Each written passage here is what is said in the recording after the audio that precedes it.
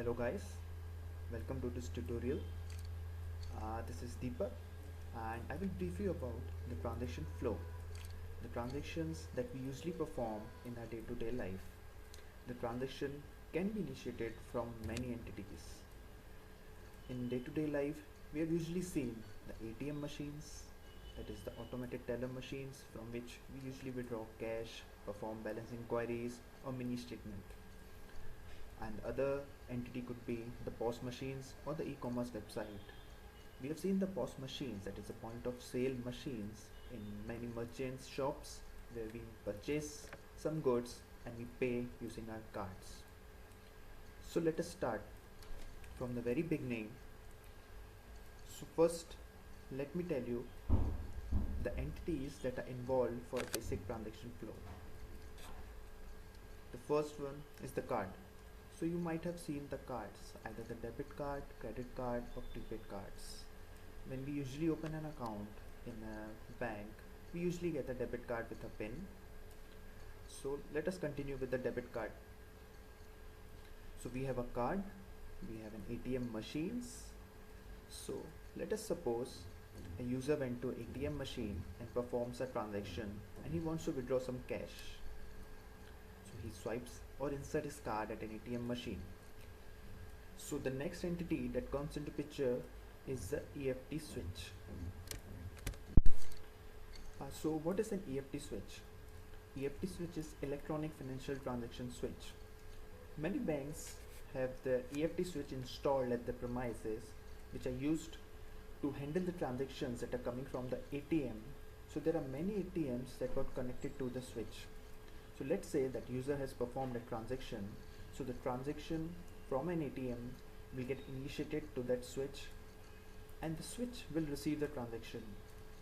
So once the switch will receive the transaction, it will forward it to its host, that is the bank host, and the bank host will perform certain checks and calculations, reply back to the switch. The switch will then reformat the response and send it back to the acquirer, which is an ATM, and hence the user gets the cash. So this is a basic transaction flow. There are many other entities too that are involved in the transactions, but we'll discuss about them later.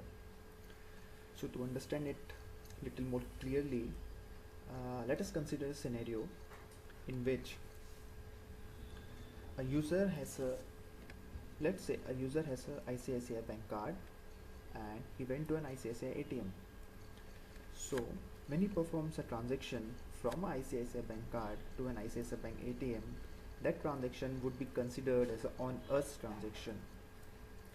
So there are two types of transactions. One is on-us transaction and other one is off-us transactions. So what is an on-us transactions? So as I said, same card to the same ATM is an on-us transaction. So ICICI bank card to an ICICI bank ATM, that transaction would be considered as an on-us transaction. Now what is an off-us transaction? Off-us transaction means when you have an ICICI bank card and you are going to an ATM which doesn't belong to an ICICI. So let's say you are going to an HDFC bank ATM and you are performing a transaction with your ICICI card. So that transaction would be called as an off-us transaction. So first we will go ahead with an on-us transaction scenario. So in this on-us transaction scenario, we have an ATM, we have an EFT switch, and we have a bank host. So whatever transaction you have performed from an ATM or a POS machine that comes to the switch performs certain authorizations like PIN verification, balance check, or CV verification, expiry date verification, and when it goes through all these steps successfully, then it transfers or it forwards the transaction to the bank host. The bank host will debit the customer's account and then send a response back to the EFT switch. The EFT switch will reformat the response and send it back to the ATM. Once the ATM receives a successful response, it will then dispense the cash. So this is an example of on-us transaction. Now before going forward to an offers transaction, let us discuss about some important terms that are useful in transaction lifecycle. The one is acquirer and the issuer. So what is an acquirer? An acquirer is the one who receives the transaction. And what is an issuer? The issuer is the one who basically issues the card. So in similar terms, an acquiring switch is the switch who receives a transaction from an ATM or any transaction initiated device. And on the similar terms, issuing switch is nothing but who performs the authorization of the transaction. So in our offers case or offers transaction scenario, so there is one more entity called an interchange. Now what is an interchange? An interchange performs the transaction routing from one switch to another switch. This interchange comes into picture when you perform an offers transaction. So let us take a example of an offers transaction. So let's say you have an ICICI bank card and you are going to an HDFC bank ATM to perform a transaction. So you have swiped the card and perform a cash withdrawal from ATM of HDFC bank. Now once you initiated a transaction, the transaction will get forwarded to the EFT switch. Now this time, since the ATM belongs to an HDFC bank, the transaction will get routed to the EFT switch of HDFC bank.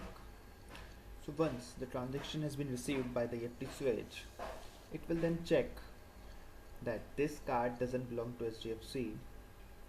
So it performs certain checks whether this card belongs to MasterCard or it is a Visa card or is some other type of card.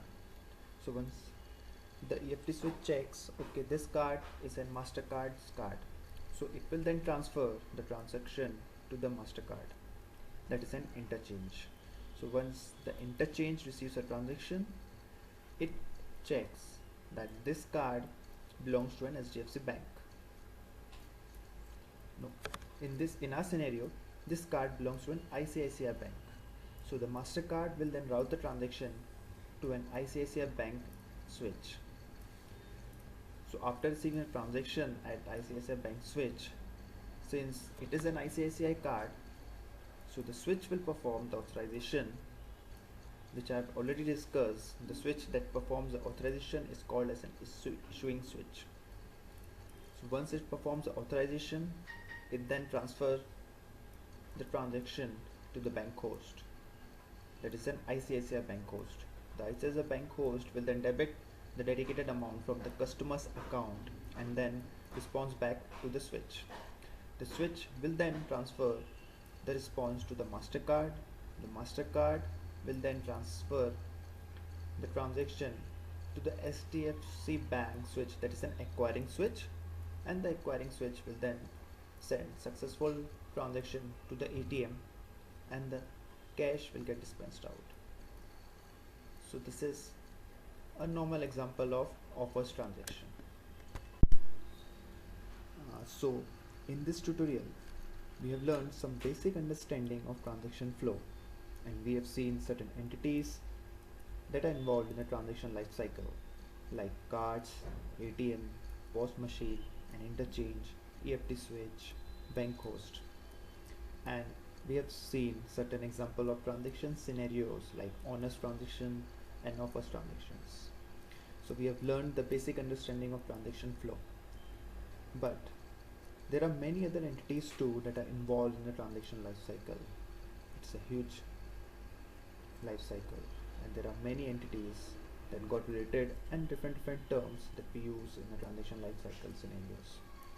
So in this video, this is all about the basic understanding of transaction flow, but I will be posting next videos that will cover the basic understanding plus detailed understanding of the transactions. So thank you for watching this video. Bye bye.